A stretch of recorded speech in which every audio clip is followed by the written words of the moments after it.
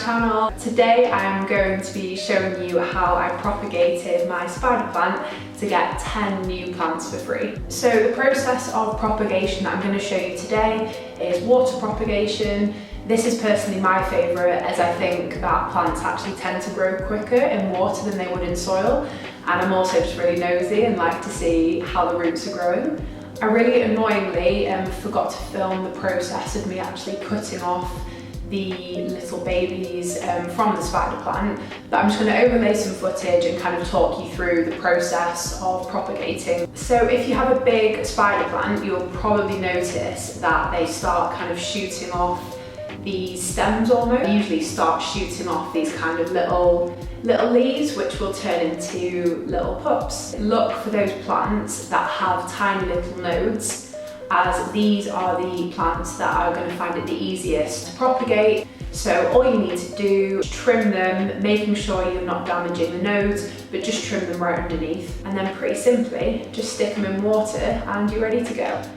Hey, so it has been a week now since I propagated my little mini spider plants. So I just wanted to show you kind of the progress I've made and what the next step is going to be. Not going to plant them just yet, but I'm thinking they maybe need a slightly bigger home because the roots are just growing so fast.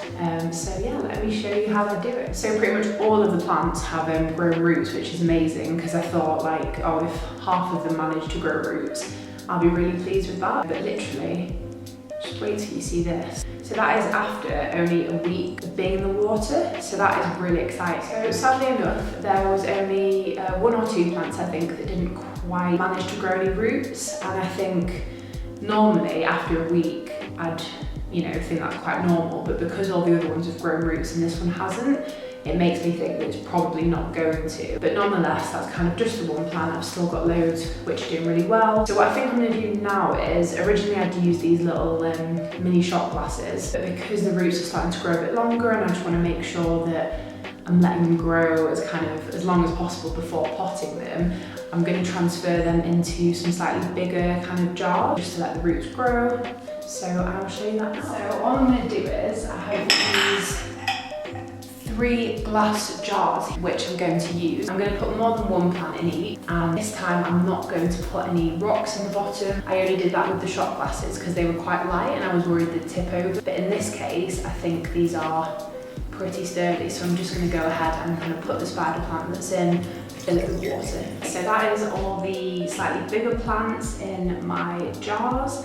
And you might notice I have still left a few of these slightly smaller plants in the small shot glasses, just because I think if I tried to put them in here they would probably drown, and I'm probably going to leave it now another 1 to 2 weeks, see where we are, and then hopefully they'll be ready for planting. So I'll see you then.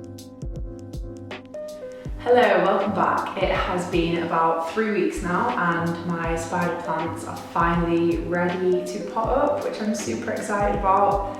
They've grown really well in the water, and I think now it's probably time for them to be potted up so I can actually start giving them to people so they're not taking up a ton of space on the windowsill. I've got a load of tiny pots and I'm just going to use cactus soil for this because honestly it's the smallest bag of soil that I have and I didn't want to use the massive like 5 kilo bag. But cactus soil should be fine, it just means that water will drain through quite quickly, and as these have been in water the past 3 weeks, I'm just going to have to make sure that I keep them really hydrated over the course of the next few weeks or so. So yeah, let's get cracking. So to start off, all you need to do is fill your pot about 3/4 of the way with soil, dependent on how big your plant is. You want the plant to not be buried in too deep, but also remember that it's quite flimsy, so it's best to pack it down fairly deep, just so you've got maybe an inch or so of soil over the centre of the plant.